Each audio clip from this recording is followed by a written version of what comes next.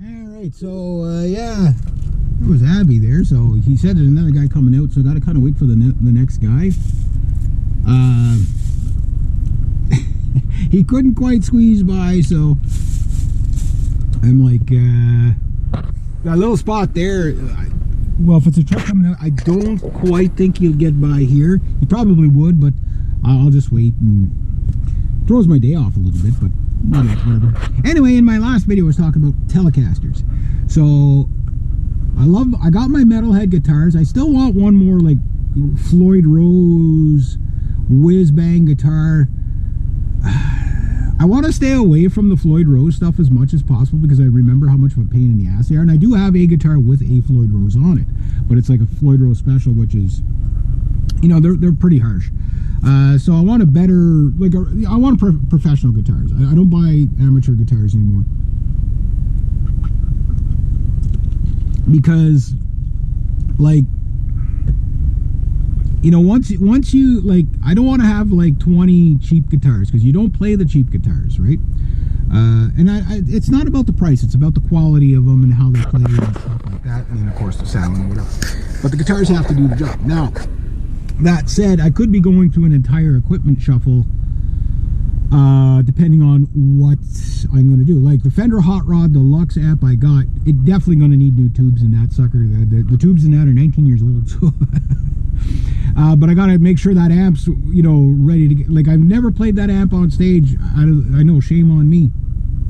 I've heard lots of them on stage. I've played through them on stage, just never mine. Oh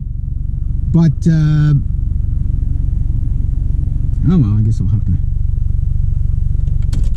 freeze, I guess. I'll use burning gas for nothing. But like, if my Fender Hot Rod Deluxe isn't up to the task, it means I got to buy I want to buy another guitar amp anyway, just to get something modern sounding. And you know, I'm looking at different amps and whatever. But I need a guitar that's going to be really good for country. And as much as I love the Stratocasters, I've always favored the Telecaster over the Stratocaster. Yeah, you could get 5 sounds out of the Stratocaster. You only get 3 out of a Telecaster, but it's all you need, and they're 3 for the cleans. It's the best sounding clean guitar I've ever heard has always been Telecasters. You know, for cleans. They're not great for leads and stuff. I mean, they could be okay, like for country leads, you know, a little bit of gain on there. You know, nothing outrageous, but for metal, obviously not. Now, mind you, a Telecaster with humbuckers in it, that's different. But what makes a Telecaster to me is those little ladyfinger single coils that you get in there that just sound so sweet, right? So if it works out that me and the other guy, Brad, start jamming, well, it's not, the way he sounds is he doesn't like to do like this, okay, let's get together and jam a lot. What he more does is, okay, here's the songs we're going to do, get them all down, and we get everybody together, and then we rehearse it 2 or 3 times, maybe, and then we go do a gig. And that's kind of the way I want to do it. I just want to get right to it. And considering the songs, like, I've heard him play a couple of times years ago. I jammed with him when I was 15, and the last time I seen him was a couple of years ago, you know, jamming with my other buddies. But the thing is that, like, everything he plays, like, the most complicated stuff he's going to play is, like, AC/DC and maybe, Bryan Adams or something. So nothing, like, it's all, like, 3-chord rock stuff, so party rock. So for me, that's not the funnest. You know, like, that's not the funnest. I want to get into metal, right? But being on stage, building connections and stuff like that, is right now, I think, is more important than all, because that could finance some of the projects that I want to do with the metal bands, right? Such as go to a studio. Like, I thought about buying all kinds of recording equipment and stuff like that. And, you know, if you had $1,200, okay, and you shopped around, like in Ottawa, there used to be like 3 studios in Ottawa. Now there's probably, you know, like, if you add up all the home studios, probably over 100, right? And they range in different categories. Now there's not a lot of metal ones. Almost all of them are country, rock, bluegrass, blues, that kind of stuff, right?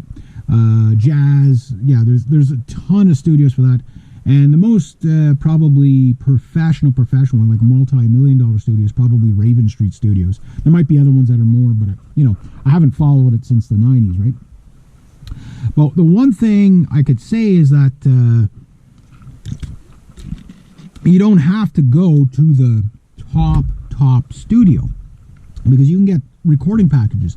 So you get your song down, budget for, let's say it's $100 an hour, okay? You budget for 12 hours in the studio to get, maybe you get one song down, maybe you get three, maybe you get whatever. You get those songs perfect, okay? Now, if you could do it under the $1,200, let's say you can record a song perfectly for, like, you get it on the first take and it's to what you want and they have it mastered within 3 hours, okay?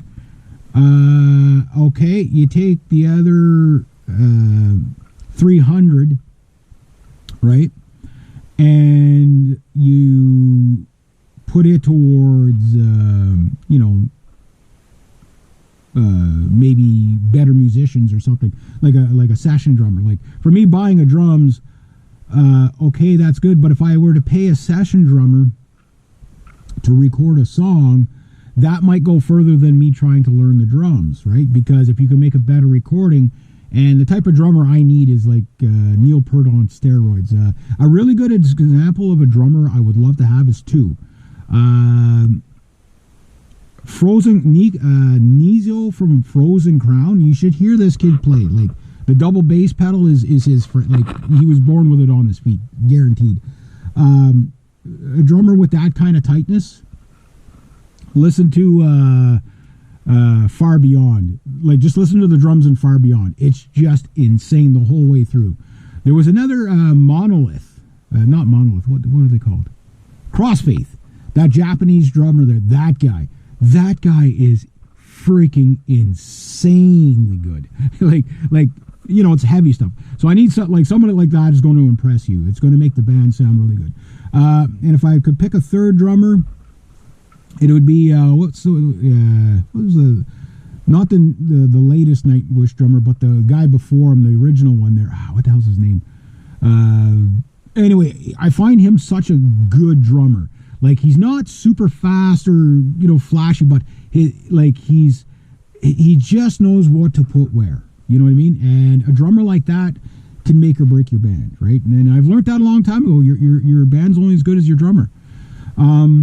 So to hire a guy for $300 for the day, if it costs that much, maybe you say, no, I won't do it for less than $1,000 a day. Okay, well, then I'm not getting you. So you whatever your budget is, you got to stick with your budget, right? But you get the best guy for the job.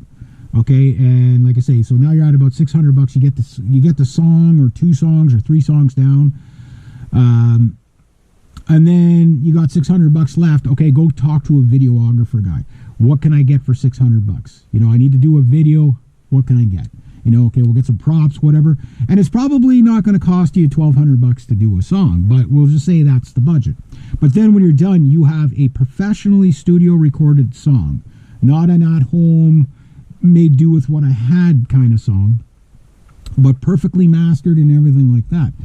Suddenly, you've got a professional video that will compete with anything that would come out of Hollywood or Nashville or wherever, whatever. Or some of these German or Italian studios. Yeah. Or Finland, Sweden. Yeah, there's some great studios overseas for sure. Especially for the metal stuff, right? But this guy's taking a little longer than 5 minutes. I could have been there and back by now, but I don't want to lock anybody in. That's the whole thing.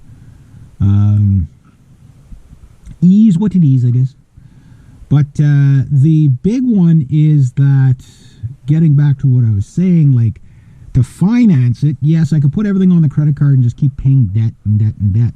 But I'd like to make money. So this is where, okay, if I have to, the country band could pay for the metal band stuff, right?